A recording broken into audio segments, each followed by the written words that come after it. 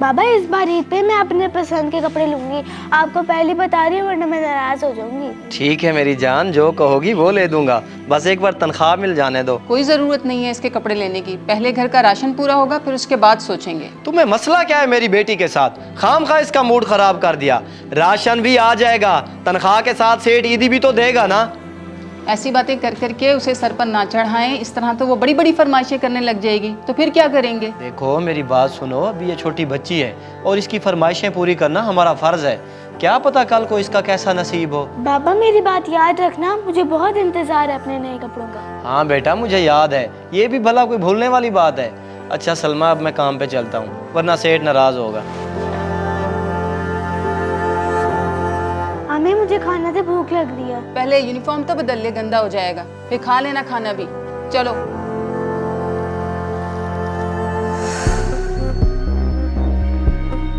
बस तुम ये 50,000 का माल पहले की तरह बाहर के बाहर ही भेज दो, और इस बात का मेरे मालिक को पता नहीं चलना चाहिए।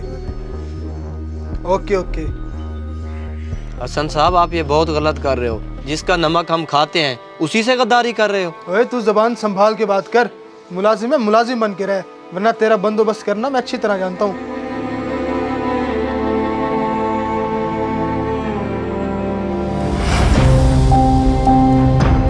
सर मैं आज से मुलाजमत छोड़ रहा हूँ, आप खुद ही संभालें, मुझसे मजीद बेइज्जती बर्दाश्त नहीं होती। किसने किया तुम्हारी बेइज्जती? तुम यहाँ पिछले 3 साल से काम कर रहे हो, आखिर वजह क्या है? पूरी बात तो बताओ। सर आपको पता है असगर हर काम में 2 नंबरी करता है। अगर मैं उसको कोई समझाने की बात करूं तो कस्टमर्स के सामने मुझे गालियां देता है। आखिर मेरी भी कोई इज्जत है। अच्छा, उसकी इतनी हिम्मत होगी कि वो मेरे स्टोर में 2 नंबरी करे और तुम्हें गालियां दे? चलो तुम फिक्र ना करो, मैं उसे खुद देख लूंगा। जी प्लीज सर आप उसका कुछ करें, वरना उसकी मौजूदगी में मैं यहाँ काम नहीं कर सकता।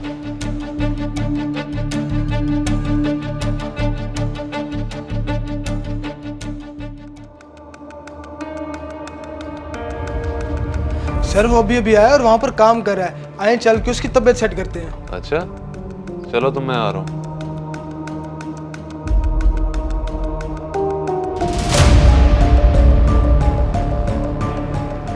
जी सर।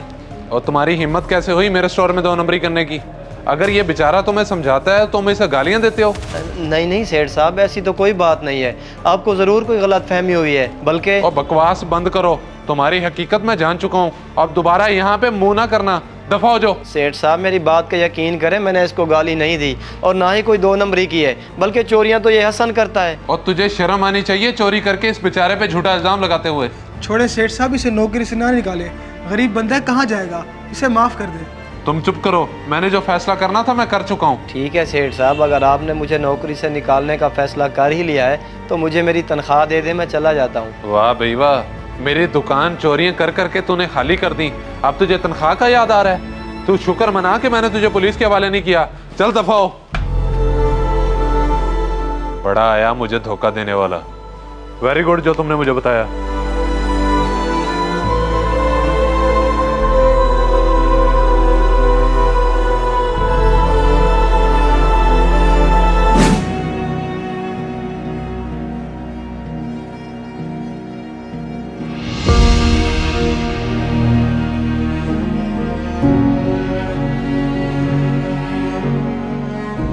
खैरियत तो है, वापस क्यों आ गए और इतने परेशान क्यों हैं? परेशान ना हूँ तो और क्या करूँ, ईद सर पे है और मालिक ने मुझ पे इल्जाम लगा के काम से निकाल दिया है। काम से निकाल दिया है? मगर क्यों? वो ऐसा कैसे कर सकते हैं? कर सकते हैं, बिल्कुल कर सकते हैं। बस तुम ये 50,000 का माल पहले की तरह बाहर के बाहर ही भेज दो, और इस बात का मेरे मालिक को पता नहीं चलना चाहिए। मेरी दुकान चोरियां कर करके तूने खाली कर दी, तू शुक्र मना कि मैंने तुझे पुलिस के हवाले नहीं किया। चल दफा हो। ये सारा उसी हसन का किया धरा है, उसी ने सेठ को मेरे खिलाफ भड़काया है। खुदा गर्क करे ऐसे लोगों को। और आपकी जो तनख्वाह बनती थी वो तो लेते आते। कोई तनख्वाह नहीं दी, बल्कि उन्होंने उल्टा धमकी दी है कि तुझे पुलिस के हवाले कर देंगे। लोग इतने जालिम कैसे हो सकते हैं? लेकिन आप परेशान ना हो, अल्लाह हमारे हक में सब बेहतर कर देगा।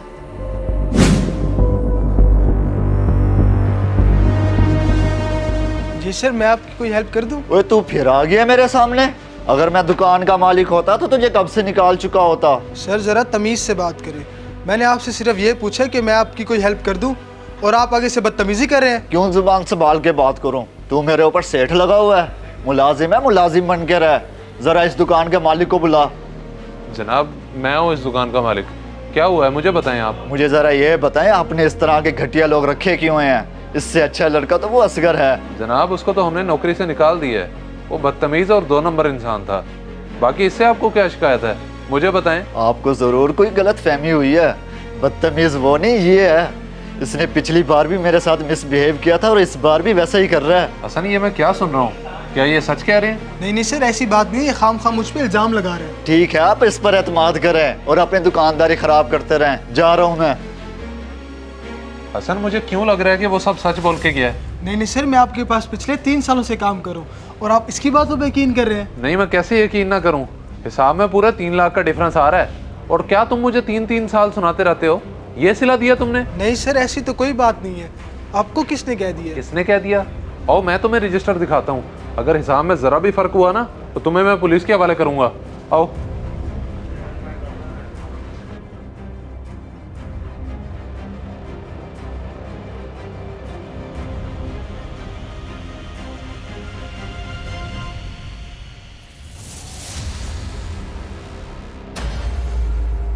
पापा जल्दी चले, मैंने आपको एक जगह बहुत अच्छे कपड़े दिखाने हैं। कपड़े दिखाने हैं? मगर बेटा मेरे पास तो पैसे नहीं है, कैसे लेकर दूंगा तुम्हें? तो बाबा देखने के तो पैसे नहीं होते ना, आप एक दफा चल के मेरे साथ देख ले, फिर खरीद भी लेंगे। जब खरीदने हो बंदा तब देखे ना, अब तेरी जिद के सामने मैं क्या कर सकता हूँ। चल।